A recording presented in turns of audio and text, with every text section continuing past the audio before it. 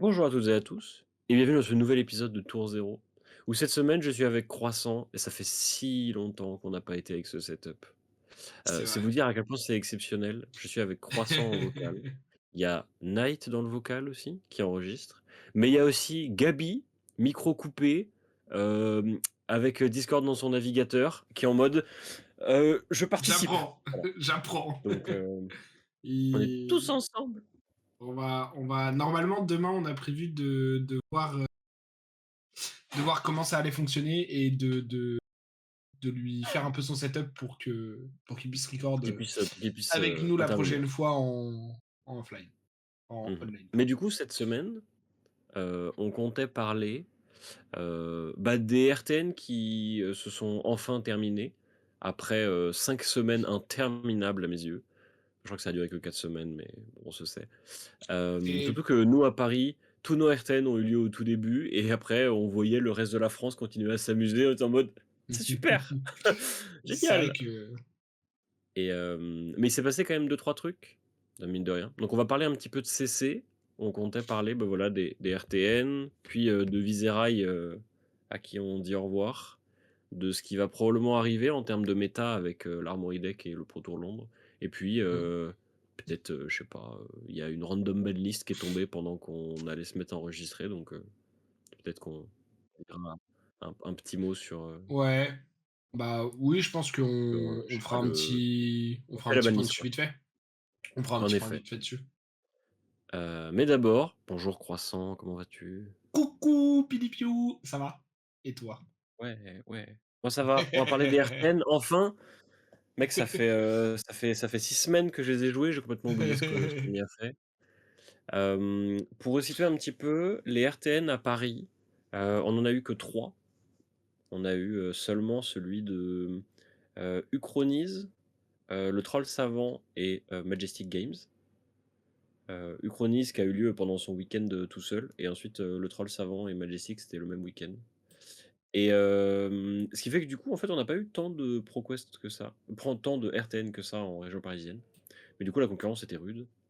Mmh. Hem, je sais que moi, je l'ai fait les 3 parce que je sais même pas pourquoi j'ai fait les 3 d'ailleurs, mais j'ai fait les 3. Et je sais que toi, tu en as fait aucun. Et je sais que Knight en a fait un. Il a Ouais, moi fait, j'en ai fait aucun celui, et il y a eu des éléments qui ont fait que, j'en ai fait aucun. Mais, mais mmh, j'aurais bien aimé en fait, j'aurais bien aimé en arbitrer un et pourquoi pas arbitrer le deuxième ou jouer le deuxième, mais,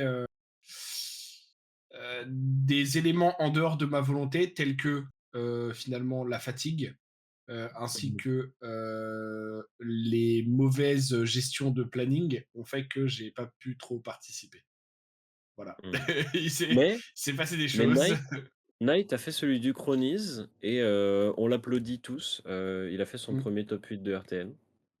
Yes. Avec Syndra, cet énorme spike en semaine 1 quand personne n'avait, fait ses shelters. Donc personne pouvait répondre à ses flick knives, c'était super. Mais du coup, moi j'ai joué Viserail pendant, ces 2 semaines de tournoi. Je n'ai absolument rien inventé sur Viserail, hein, vraiment. J'ai pris la liste, d'Enki, de Papapoul là avec laquelle il a gagné. J'ai fait: «Mmh, une liste avec le side et qui a l'air bien». Et bah, ça part. J'ai joué ça, c'était Allez. super. J'ai réussi à faire top 8, top 4 même à Uchronize, ce qui veut dire que, machallah, je suis qualifié pour les nationaux, mais ça n'a aucune importance parce que je ne veux pas les jouer. Hem et ensuite j'ai fait top 8 au Troll Savant, mais c'était en limité là pour le coup, donc c'était pas pareil. Mais voilà, donc j'ai joué Viscerail, Tu c'était sais fort que sympathique.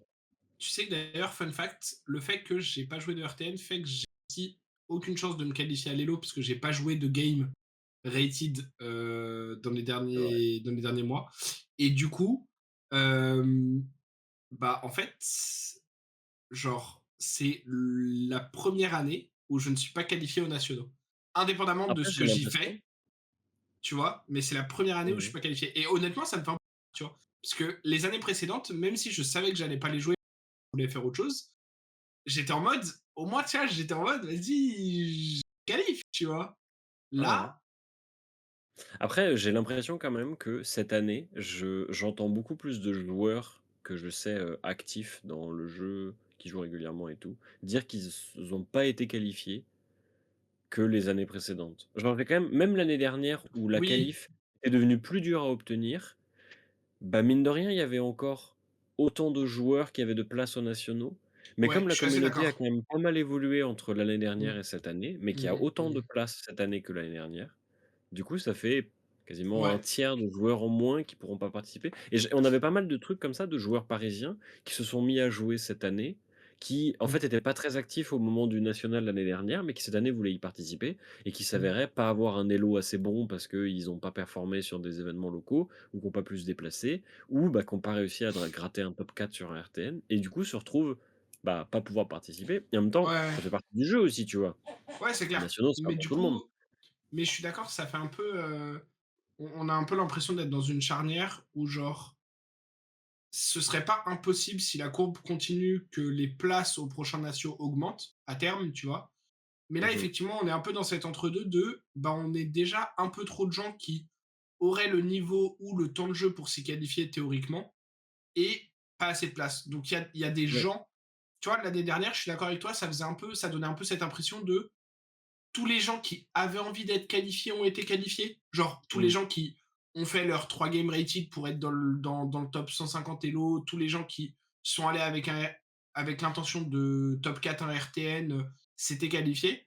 Et ceux qui ne l'étaient pas, c'était des gens qui savaient limite même pas qu'il y avait un natio. Enfin, tu vois, Oui. ça donnait un peu cette impression de, bah, c'est des gens qui jouaient depuis 2 semaines et puis qui étaient en mode, oh, c'est marrant, il y a un natio, oh, bah, je serais pas qualifié, c'est pas grave.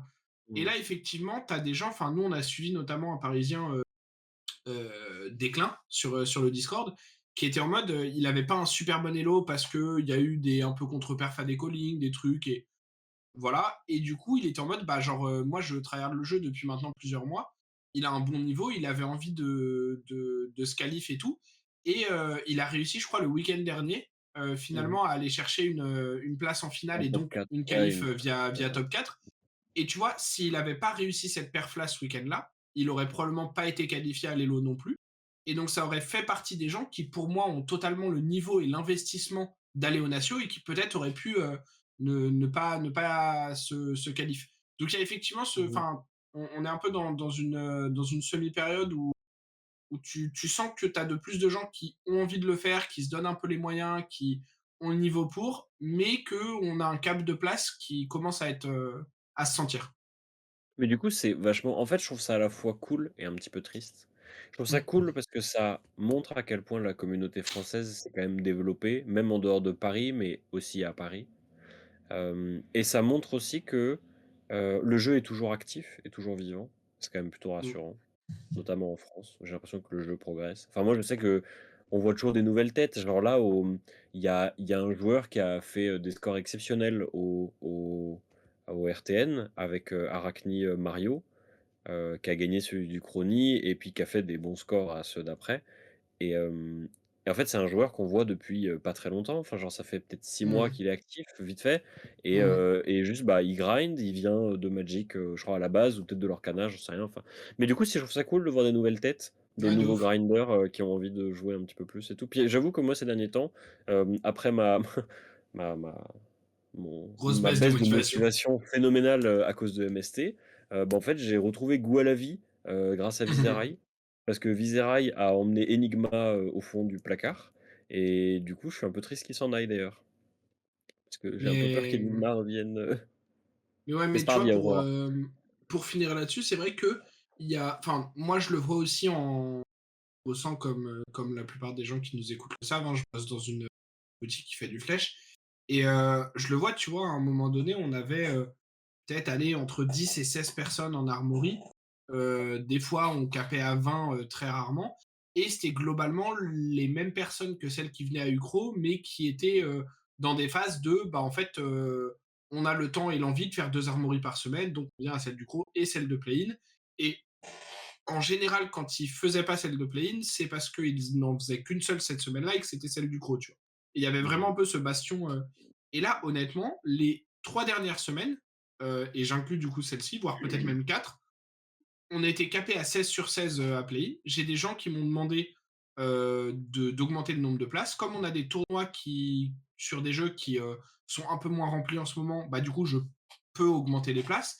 Et en fait, on se retrouve dans des spots où ça fait, bah, je crois qu'on va être à la 3e ou 4e semaine consécutive avec une armory à plus de 20 personnes, voire avec et celles 26 du personnes la pro semaine dernière, tu vois.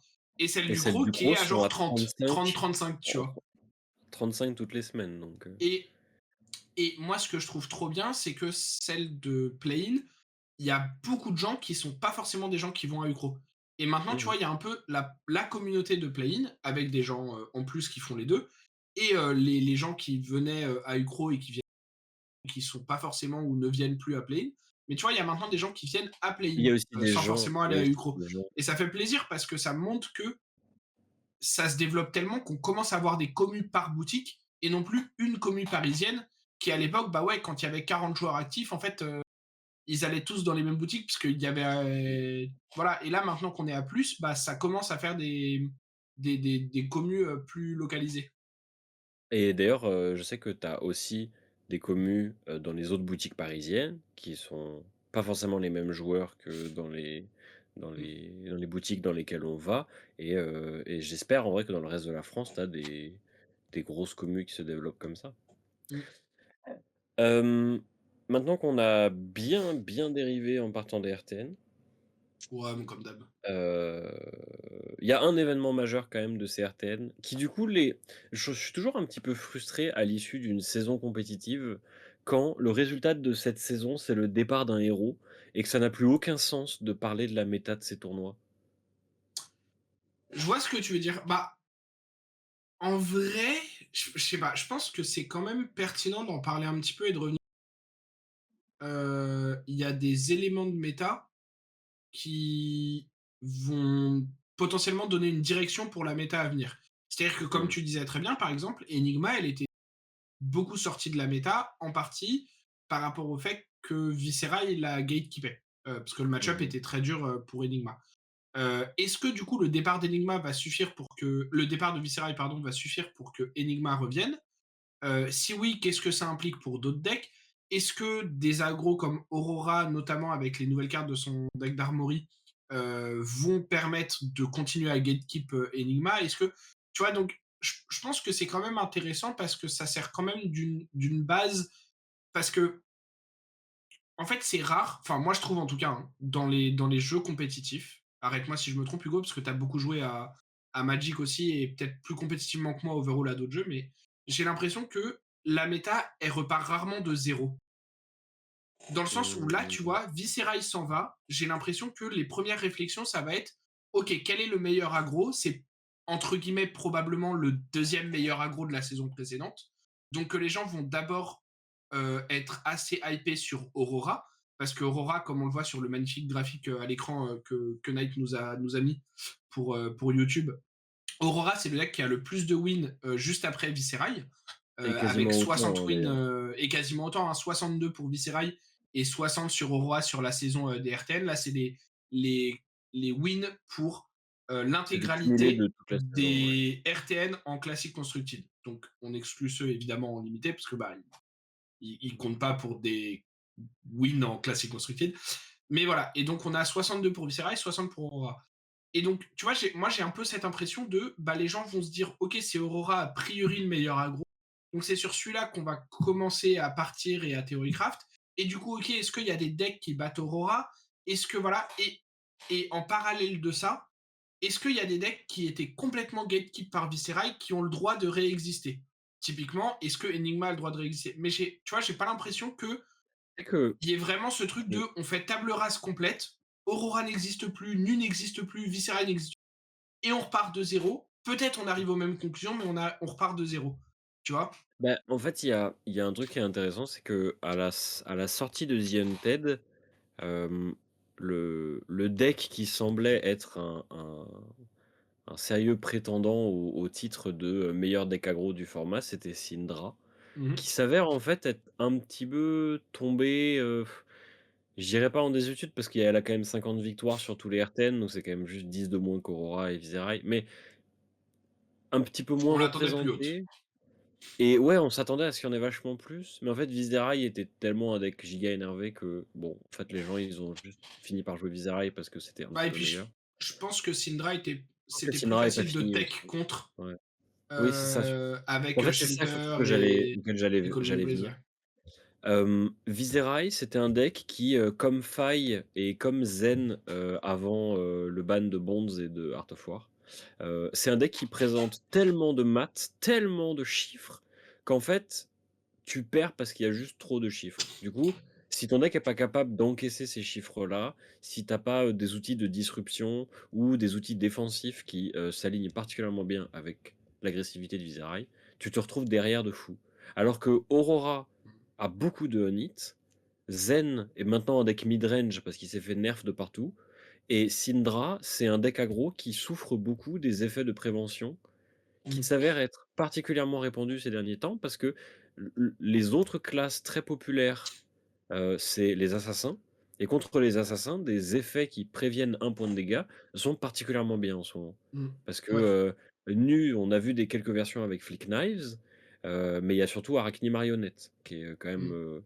populaire, qui est peut-être pas le meilleur deck, mais qui est populaire, Bah, 26 wins quand et même, qui hein, du coup pour un héros qui vient de sortir et qui est de oui, la même classe que Nu, qui est un héros très, très, très, très fort, hein, parce que les héros de Mistveil sont quand même encore très, très solides. 26 wins et du coup, pour la totalité, comme tu dis, de la classe assassin, 79 wins, c'est quand même assez fort et du coup, c'est des mmh decks qui effectivement étaient beaucoup représentés, comme tu l'as dit bah, surtout que les donc Legend, assassins, c'était légitime de tech. c'est un choix, qui est assez populaire aussi parce que les gens aiment beaucoup cette classe. Du Oui. coup, on l c'est assez représenté et en fait, c'est vrai que, tu vois, genre, dans mon deck Viserai, à la fin, je jouais 3 Shelter from the Storm, 3 Haunting Rendition. Mmh.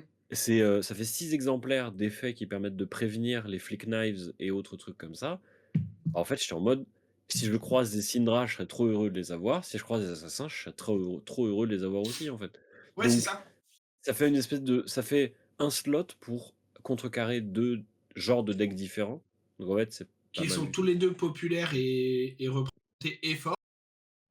C'est vrai que notre régime me rappelle qu'effectivement, il y a même un peu plus de wins que ça pour les Assassin's Oui, parce qu'il sous y a Slip, crack qui a il y a fait Slip 7 wins. Crack, mais Après, en vrai, je les mets pas tout à fait dans la même catégorie, parce que Arachni sous crack a l'air d'être quand même un peu plus agressif dans ses builds et dans sa façon de fonctionner.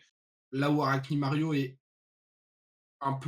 plus agressif que Nu, je dirais, mais a quand même une plus grosse partie disruptive, je pense, que bah, en fait, Arachne c'est ça Soukrak. qui est un petit Mais peu c'est vrai perturbant. qu'overall, t'as quand même une représentation, enfin un pourcentage de win qui est assez important. Bah, en vrai, Arachne Mario, je trouve le deck est vachement intéressant en ce moment parce que les quelques fois où je l'ai affronté, il m'a vraiment mis dans cette espèce de spot un peu bizarre où tu as l'impression que c'est Nu sous crack qui te fout une giga baffe, mais en même temps, elle te dit: «Peut-être, je bannis la moitié de ta main», genre. Et Ouais, du coup, je suis en mode: «Oh là, c'est bizarre marionnette», alors que, Sleepy ou Crackney là, je l'ai pas encore affronté, mais je m'attends à un deck un petit peu plus, heu, linéaire, plus clair, on va dire, sur, ce qu'il a envie de faire. Mais du coup, tu vois, ce qui est vachement intéressant, c'est une image que, on a dit à Knight, «T'embête pas à la mettre et tout», mais, il y a un comparatif qui est intéressant à faire entre la le dernier graphique des résultats de la troisième semaine de RTN et celui de la quatrième semaine de RTN, puisque Viserai a été banni entre la troisième et la quatrième. Donc en fait, mmh. la quatrième semaine de RTN a été les premiers événements compétitifs en l'absence de Viserai. Et on voit un espèce de, de, de bouffon ressurgir du fin fond des ténèbres. C'est Zen qui revient comme ça, là, Mmh. bang bang en deuxième position, juste derrière Aurora. Et en fait, je pense que là, on va avoir une espèce de période de flottement un peu, où où en fait, il va y avoir plusieurs decks aggro qui vont être essayés jusqu'à ce qu'il Ouais, bah, y ait un deck aggro qui sorte de son épingle du jeu. Et je pense que ça va rester comme ça jusqu'à l'Armory Deck Aurora. Et puis à l'Armory Deck Aurora, bon, voilà, oui, je on pense saura tous que très bien ce qui va se passer. j'ai du mal à voir, alors pas là et il y a eu tout un live fait par d'autres créateurs de contenu, si vous voulez aller découvrir le deck et la liste doit être publiée sur FabTCG Oui, elle maintenant, est publique maintenant, voilà. enfin Donc elle est on va disponible. pas rentrer dans le détail des cartes parce que un c'est pas la vidéo pour et 2 du coup comme ça évite des spoilers. Mais disons Mais, que allez il soutenir y a des votre bonnes LGS en cartes, achetant un exemplaire, parce que heu, vraiment le produit est bien, ouais et en vrai il y a des bonnes cartes, il y a des bonnes, réimpressions du coup si vous voulez Mmh jouer mh. tant de choses que ça à côté, donc le deck continue sur sa lancée d'être un produit qui fonctionne tout seul, qui est upgradable, mais qui a pas forcément besoin de l'être énormément pour être vraiment solide, en armory et effectivement, je pense que la domination d'Aurora, en tout cas, la domination en tant que deck aggro sur les autres decks aggro, c'est-à-dire pour prendre la place de ce premium deck aggro, dans le format, a l'air un petit peu inévitable par rapport à sa place aujourd'hui, son power level aujourd'hui, le départ de Viscerai et l'arrivée de son Armory Deck avec Mmh. au moins deux cartes qui sont Oui, sur le il va y papier très avoir un solides puis et qui ont l'air de bien rentrer. Puis il faut pas oublier que même si au final, une recette miracle est trouvée sur je ne sais quel deck aggro pour en faire un truc un petit peu meilleur qu'Aurora, faut pas oublier qu'un Armory deck qui vient de sortir, un deck où tout le monde est à peu près d'accord pour dire que c'est le meilleur, en Mm. vrai les gens vont le pick up dès maintenant, vont commencer à le jouer, s'entraîner jusqu'à Londres Ouais. et même si une espèce de recette miracle est trouvée, la majorité des joueurs en fait vont Mm. rester sur leur plan Oui, initial qui est ce de sera jouer Aurora. probablement. Bah, en fait, ce sera probablement si un deck aggro meilleur est trouvé, genre un truc de niche trouvé par une team Mmh. avec 15 personnes qui le ramènent. Un peu, tu sais, un peu à l'instar de, je sais plus pour quel gros événement c'était, mais tu sais, la team Pologne qui était arrivée tous avec Katsu, en Non, ça mode me dit quelque chose. on a qu'aucun truc. Je sais plus exactement dans quel méta c'était. Les gens qui suivent mieux l'histoire du jeu et la scène compétitive que moi pourront probablement nous dire dans les commentaires ou l'avoir en tête au moment où je dis ça. Mais je me souviens, tu vois, qu'il y avait un peu ce truc de euh, on pensait que c'était X le meilleur deck aggro, il y avait une méta un peu attendue et il y avait une team qui était arrivée avec un choix qui avait plus ou moins payé par ailleurs, mais tu vois en mode ok, nous on a considéré que c'est ça le truc qui nous donne un edge et peut-être qu'il y aura ça aussi, mais effectivement Mmh. je pense que l'agro le plus représenté en tout cas, pas forcément le jour J le meilleur, mais le plus représenté et en tout cas perçu comme a priori le plus attendu et le plus consistant et le plus fort, ce sera Aurora. Et du Mmh. coup, bah en fait, ça pose la question, comme on disait un peu plus tôt, de est-ce que il y a des gens qui vont plutôt pour le Pro Tour Londres tenter de faire la meilleure liste possible d'Aurora et de prendre un edge dans le milieu avec des deck cards. Est-ce que on est dans un spot où les gens vont plutôt essayer de trouver un counter à Aurora? Est-ce que les gens vont essayer de trouver un meilleur aggro que Aurora? Et tu vois, il y a plein de directions possibles. À Mmh. partir du moment où le constat globalement, a priori, qui va être fait, c'est Aurora est le meilleur deck, ou en tout cas un des decks top 2 et va probablement, de par sa représentation, shape en partie la méta. Vers quoi on se dirige Bah, tu vois c'est un truc que je trouve assez intéressant à Flesh and Blood. C'est le seul TCG auquel je joue et dont je suive la scène compétitive qui accorde autant d'importance hem, à son espèce de prédateur final qui est genre le meilleur aggro du format. Hem, En fait, comme, les outils des decks contrôle quand ils sont un tout petit peu push, ils font que tout le monde joue des games de Mmh, 50 minutes et il y a des Counter Blessing partout. Du coup, comme LSS a un peu du mal à proposer des options contrôle, équilibrées, ouais, quand c'est pas toute la méta en fait qui est juste contrôle ou giga midrange comme Eviters par exemple, bah, oui. du coup, ça a un peu ce truc de, bah, il y a un deck qui va être le plus rapide, qui est le plus proactif, c'est le deck aggro principal, donc c'était Viserai jusqu'à ce qu'il soit Mmh, banni et maintenant ça va probablement être Aurora. Et il va probablement y avoir genre un ou 2 decks qui sont, des bons counters à ce deck-là ou au moins de très bons représentants de leur archétype. Donc on va avoir un archétype, contrôle disruptif avec probablement Nu, qui va, avoir beaucoup de succès. Va probablement y avoir un espèce de deck, archi contrôle, genre Enigma qui va probablement essayer de ressortir du bois, tu vois? Donc, il y a quand même 2-3 decks comme ça et mmh. ensuite il va y avoir tous les rogues qui essaie de, parier sur un match-up ou la gemme roulette, et qui, soit espère tomber contre Aurora, soit espère les dodge. Parce que tu vois, Mmh. pour moi, Nu, par exemple, c'est un deck qui punit de fou les decks rogues. Parce qu'en fait, si tu construis ton deck en ayant un pool de bleus giga puissant pour pouvoir battre la fatigue, Enigma ou des trucs comme ça, Mmh. bah tu installes contre Nu. Ouais. Et du coup, tu sais, tu peux genre monter ton deck et être en mode des nus, il y en aura pas beaucoup. Au pire, c'est une lose sur tout mon tournoi et on s'en fout, c'est la gemme roulette, genre. Et en Mmh. même temps, je sais pas si beaucoup de gens vont venir avec ce mindset-là au Pro Tour. Parce que un truc qui est intéressant, je trouve, avec des tournois de cette envergure, et parce que en vérité, la discussion qu'on a maintenant, elle est beaucoup en prévision de ce qui aura lieu au Pro Tour Ouais, Londres. À un Pro bien sûr. Tour, on a remarqué que, et c'est normal en réalité, que les decks sont beaucoup plus représentés quand ils sont meilleurs. Euh, on a beaucoup moins ce côté éclaté qu'on retrouve sur des métas comme celle d'un Calling ou celle des RTN ou des événements plus locaux, où en fait les gens vont jouer leur pet deck, mais aussi jouer le deck qui leur plaît le plus. Et on retrouve beaucoup ce phénomène de, bah en fait les gens se sont entraînés pour le tournoi, y ont accordé Ouais. du temps, y ont accordé de l'importance, et donc en fait on fait le meilleur choix, ont pris la bonne décision, qui est de jouer le meilleur deck dans la catégorie qui leur convient le plus. Ou en tout cas, Et voilà, ça ce qu'ils explique, perçoivent comme la meilleure oui décision c'est ou ça, enfin, sauf que parce la meilleure qu'il décision, peut y où il y avoir a des misreads, aussi, mais effectivement, il y a quand même, moins ces petits trucs, un peu rogue, un peu funky et tout qui traînent. Et ça donne souvent une méta genre 70-70-70 avec genre vraiment 3 decks surreprésentés et des rogues qui se baladent un peu Mmh. derrière et moi je trouve ça cool. Je trouve ça cool parce que ça Ouais. a vraiment ce truc de, bah, c'est le très haut niveau du panier. Donc c'est pour ça que c'est pour ça que j'ai hâte de voir si Aurora, se concrétise sa Mmh. position de prime aggro, tu vois? Ou si, Après des gens se rendent compte que, bah, en fait Syndra a toujours un shot à jouer, que tu peux opti la liste pour en faire une mmh, version qui souffre moins de l'interaction, par exemple. Peut-être que Vincent va ressortir du bois parce que, bah, Vincent peut battre Aurora si Aurora sait pas jouer au jeu. Et j'ai ouais, l'impression après aussi qu'il va y avoir beaucoup de choses à apprendre. En fait, j'ai l'impression que ce qui va mmh, vraiment faire la différence, c'est les joueurs qui vont arriver au Pro Tour en s'étant entraînés contre Aurora ou en ouais, ayant tellement joué Aurora qu'ils arrivent avec les techs et les plans de jeu précis dans les match-ups qui sont un peu genre attrape noob, tu vois?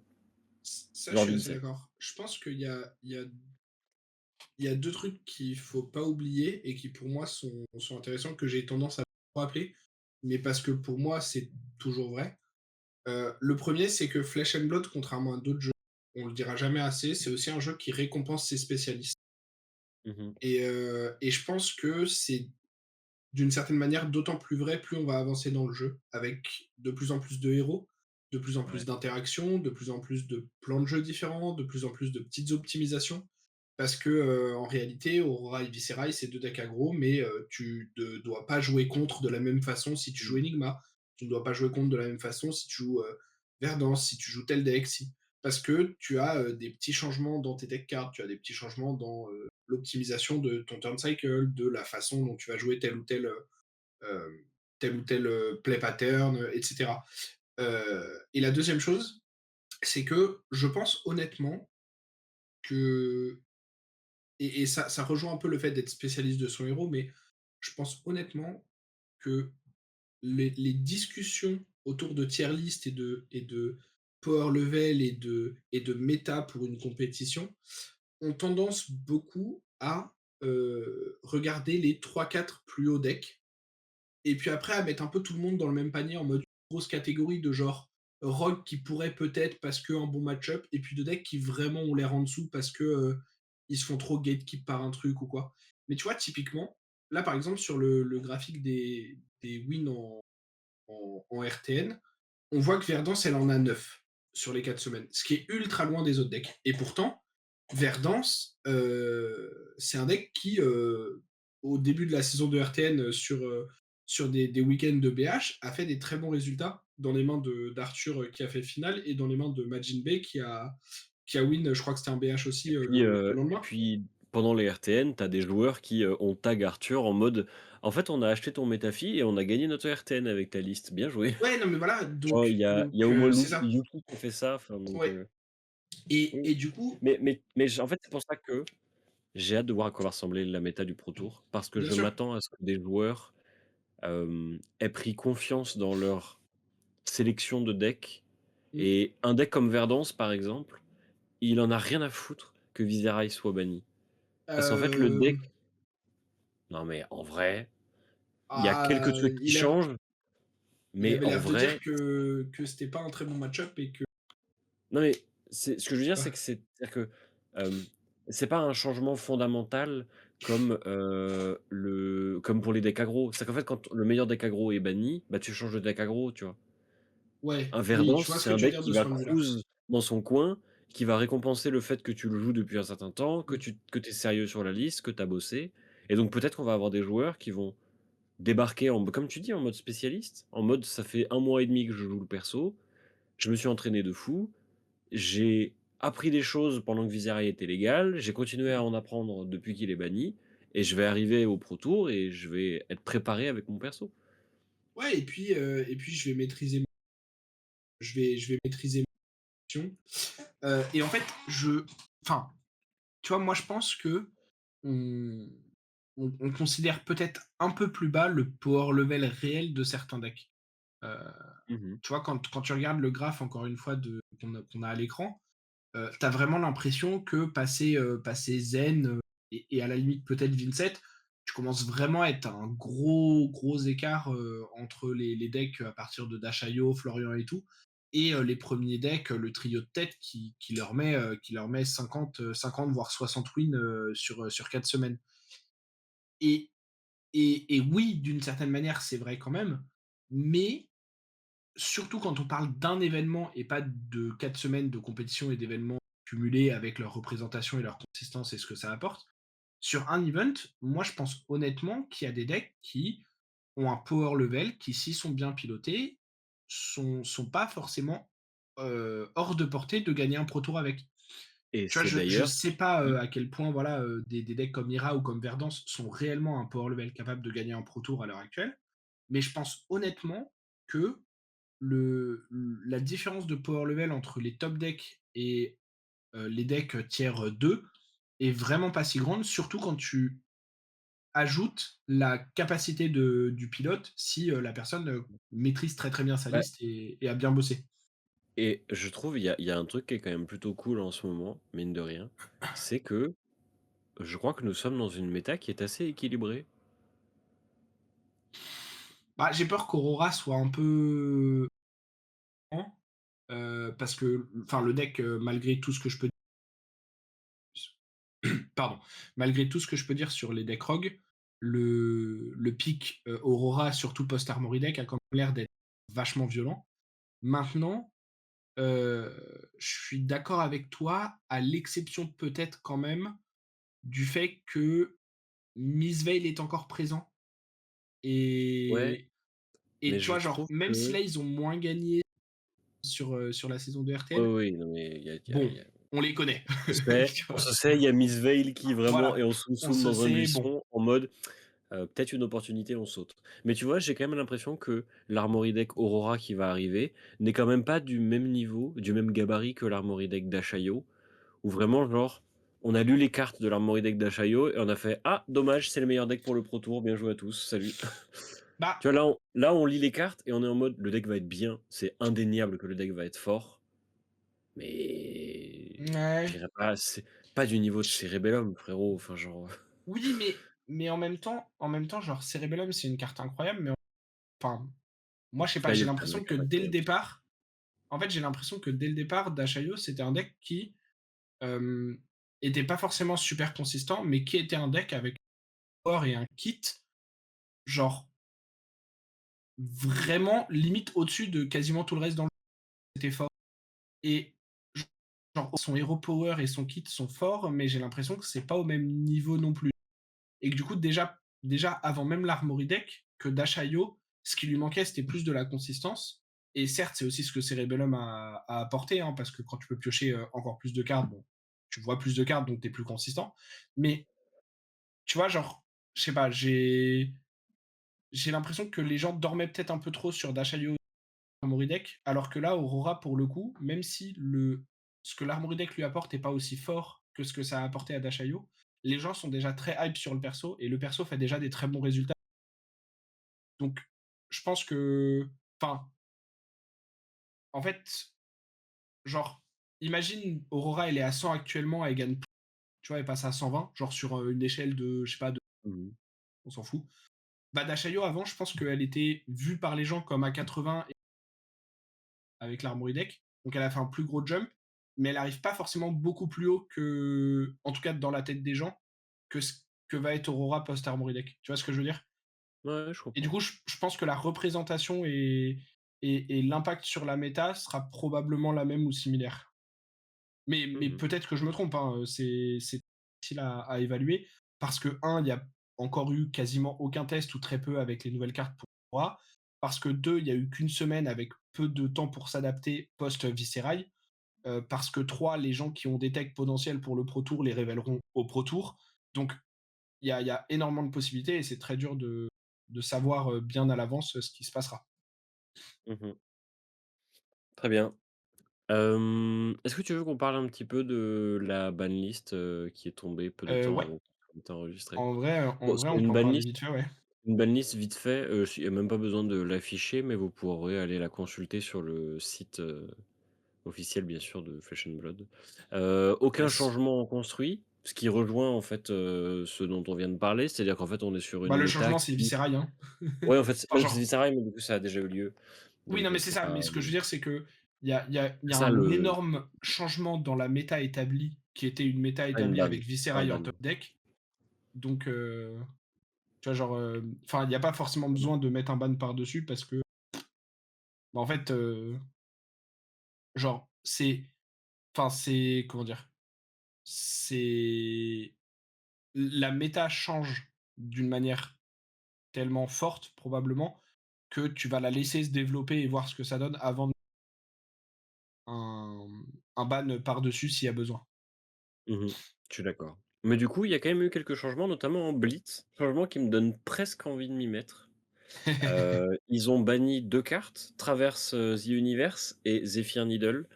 Mmh. Zephyr Needle, ils l'ont banni et ils l'indiquent dans l'article, parce que, pour les mêmes raisons qu'ils l'ont banni en construit, en fait. C'est-à-dire, Ouais. pour éviter d'en abuser avec la mécanique, retrieve et et les ninjas et les assassins, entre autres. Traverse the Universe, c'est parce qu'ils avaient envie de nerfer le meilleur casque du jeu et ça se comprend parce que, bon, c'est quand même un sacré casque. Mais du coup, ils unban un autre casque giga énervé puisqu'ils ont unban Crown of Seeds. Et alors En l'enfant vrai en moi qui a joué à Tales of Aria est en mode: «Putain, en vrai, Crown of Seeds, en en vrai». vrai, ils disent quand même que c'est un ban super Oui, risqué oui, et non, qu'à il le tout regarde, moment, il le dans un regarde mois, il fort. est genre que dans un mois, ça peut Et du repartir. coup comme il y a les Mais c'est skirmish, si intéressant. vous avez envie de vous y mettre pour les skirmish, c'est peut-être le moment. Peut-être qu'il faut ressortir la Crown of Seeds du classeur, monter un petit Terra fatigue, affreux Mmh. là, avec, Crown of Seeds et Rempart et aller farmer, les skirmish Ouais, ou en même, blitz. Florian, possiblement Verdance aussi, C'est vrai, ça peut être, c'est vrai, c'est même vrai. si je pense que Verdance moins, mais enfin, même Florian, je sais pas. C'est pas forcément des héros qui synergisent super bien avec le fait de pitcher Verse, mais on avait vu à une époque Braillard en construit faire une liste avec Chrono of Seeds très fatigue et réussir à optimiser le fait de pitcher pendant le tour adverse, donc c'est pas impossible que, que Florian et ou Verdance fassent un truc similaire en Blitz. Après, faut pas oublier que Heu, il y a peut-être des choses à faire. c'est un des patterns de jeu les plus puissants avec, la Crown of Seeds, c'était souvent le fait d'utiliser la tunique tous les Ouais, 3 tours pour, gagner sync une carte. l'arsenal, gagner une carte, prévenir un point de vie, machin et tout. Mais en vrai, en blitz, déjà si ta tunique elle monte à 3, c'est que la Ouais, partie a c'est dû un durer format qui est longtemps. plus rapide. Donc en fait, il y a un monde où aussi la puissance de Crown qui se faisait sentir par quand tu l'avais utilisé 4 à 5 fois dans la partie Mmh. est très largement mitigé par le fait que, en fait, la Le partie va Blitz, c'est pas un durer format aussi rapide. longtemps, que tu vas vachement plus vite parce que tu as C'est clair.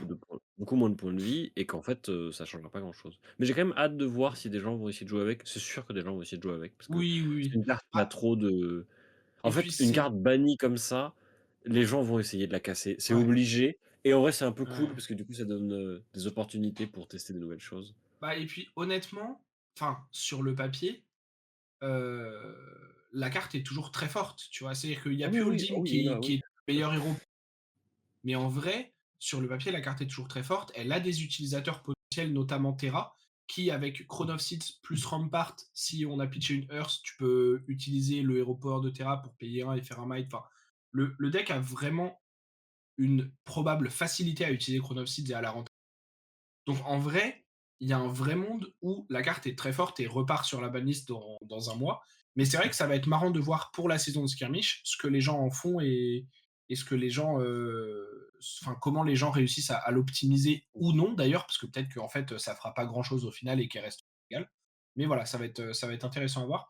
Et je trouve ça cool parce que c'est une carte qui, à l'heure actuelle, était plus légale dans aucun format, si je dis pas de bêtises, parce que je c'était crois que banni, même en enfin, à Living part Legend, en elle avait été bannie.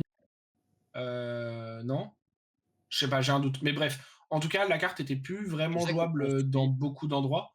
Et du Mmh, coup, moi, je trouve ça cool de redonner un peu d'endroits où jouer la carte, parce que c'était quand même une légendaire que je les suis gens avaient d'accord. acheté à une époque assez cher, que les gens aimaient bien. C'est une carte qui est assez iconique, qui a des play patterns qui sont assez particuliers. Et du coup, si t'aimais bien ces play patterns, c'était pas vraiment faisable de les retrouver autre part. Donc, c'est cool Mmh mh. que même si c'est entre guillemets juste en blitz, qui est pas un format super développé, en ce moment, c'est cool que les gens puissent réavoir accès à cette carte et puissent rejouer un peu avec.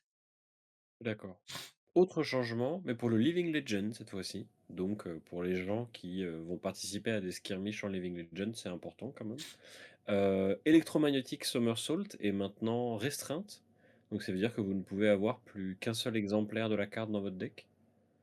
Ce qui change beaucoup de choses parce que, on avait quand même vu pendant, il y a eu un calling je crois de ou un Battle Net de Living Legend et un des decks qui avait, fait absolument n'importe quoi pendant tout le week-end, c'était un, Starvo avec 9 Electromagnetic Somersault et où, tu fais, Spinal Go Again, électromagnétique, Spinal du coup? Ou coup de marteau, Mmh. Arsenal Spinal Crush et au tour d'après je révèle Flippity Flop Casino et ça fait n'importe quoi.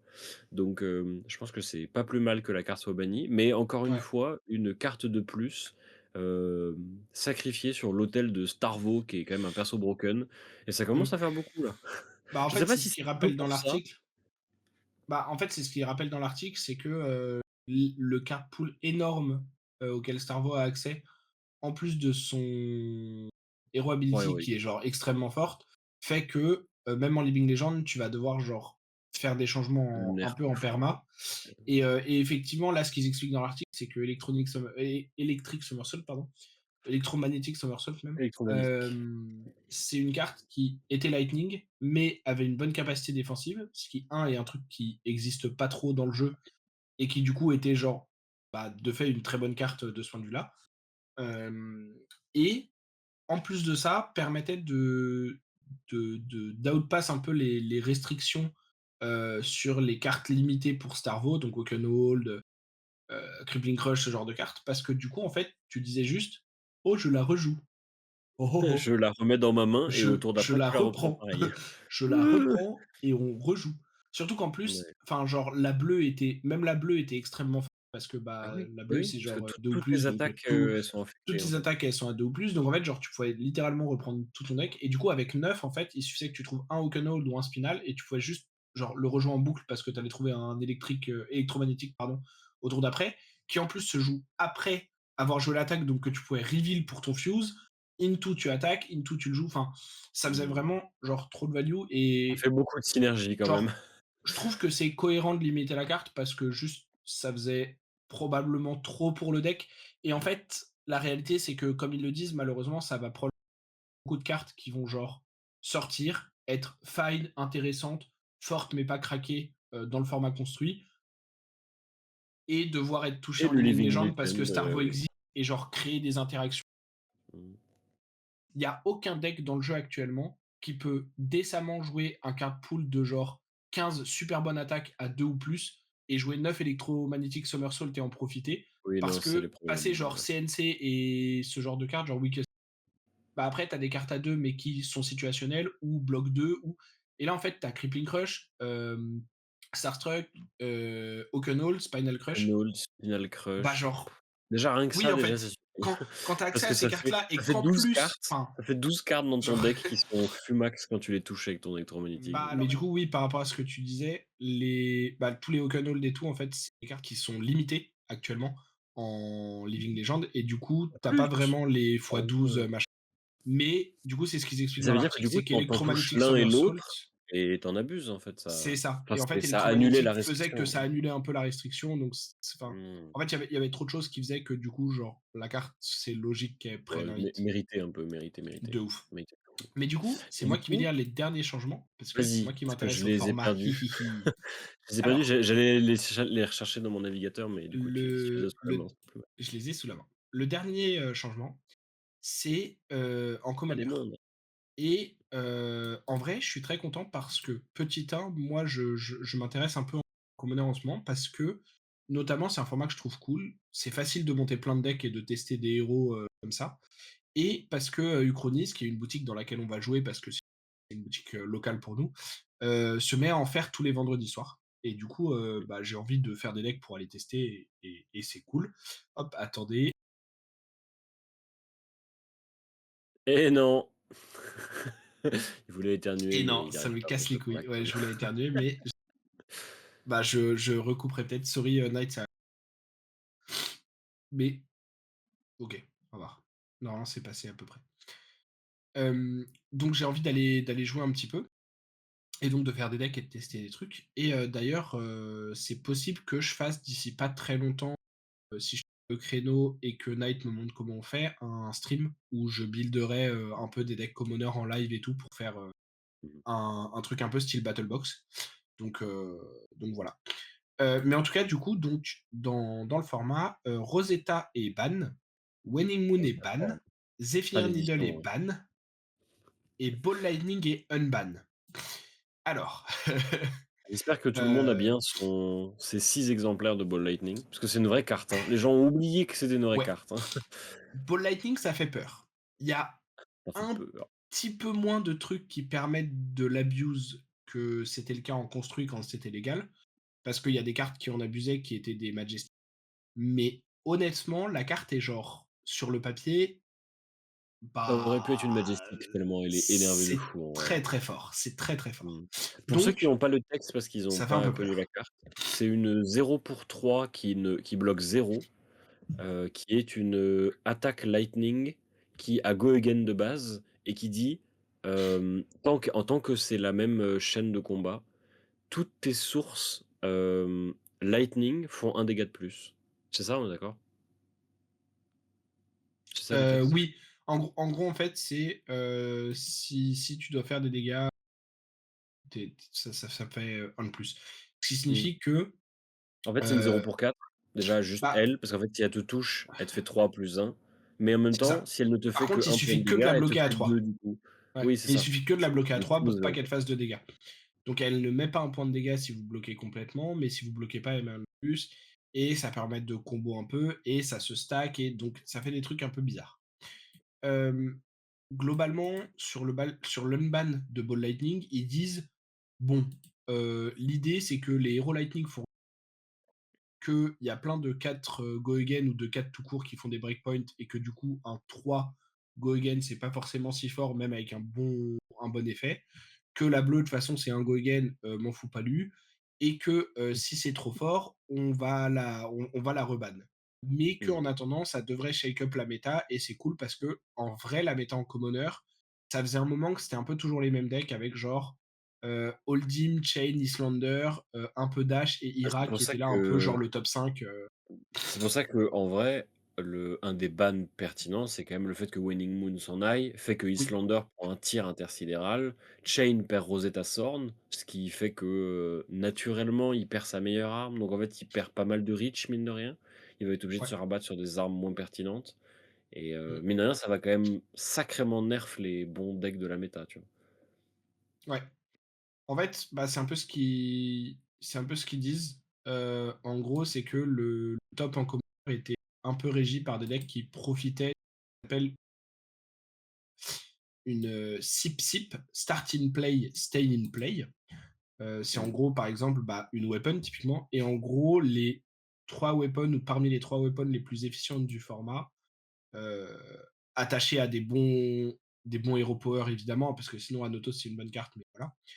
C'était, bah, les 3 qui sont ban et du coup Ira, Chain et Islander étaient, Ira, Chain et Islander étaient un peu les 3 top decks depuis, un bon moment Mmh. et du coup, bah, c'est logique dans une idée de shake up la méta d'éventuels événements, que ce soit des skirmish ou autres, heu, s'ils décident d'en faire, c'est globalement logique de target ces 3 cartes-là parce que c'est ce qui est le plus facile à en termes d'impact, dans le sens où Mmh. ban une carte du deck, si une des grandes forces des héros vient de leur weapon avec laquelle ils démarrent la partie et qui garde toute la game et qui est genre juste une des manières les plus efficientes de faire des points dans le format, bah, en fait, ban une carte du deck, ils vont juste la remplacer par autre chose d'un tout petit peu moins bon, mais ça impactera très peu, les games overall et du coup, ça fait sens de se dire: «Bah, on va target la weapon» parce que c'est ça qui fait le plus de value de manière consistante. Mmh. Je suis bien d'accord. Mais du Voilà. coup, peut-être que je regarderai un petit peu le commoner. Je suis pas sûr quand même d'aller jusqu'à monter les decks, mais je regarderai un petit peu. Après, moi, je vais en monter, si tu veux, je t'en prêterai. Ouais. Mais, Sur ce, je te propose qu'on mette fin à cet épisode. Je crois qu'on a mmh fait le tour des quelques sujets qu'on voulait aborder. ouais. Heu, Comme d'habitude, n'hésitez pas à nous dire ce que vous en pensez dans les commentaires. N'oubliez pas de vous abonner bien sûr, notamment parce que, on espère trouver, la force, l'énergie, le temps et ça de faire encore plus de contenu, notamment sur Twitch, ce genre de choses. Et sur ce, bah, à une prochaine. Salut tout le Yes. monde. Des bisous et puis, abonnez-vous, likez la vidéo et stay tuned. Exactement. Salut tout le monde.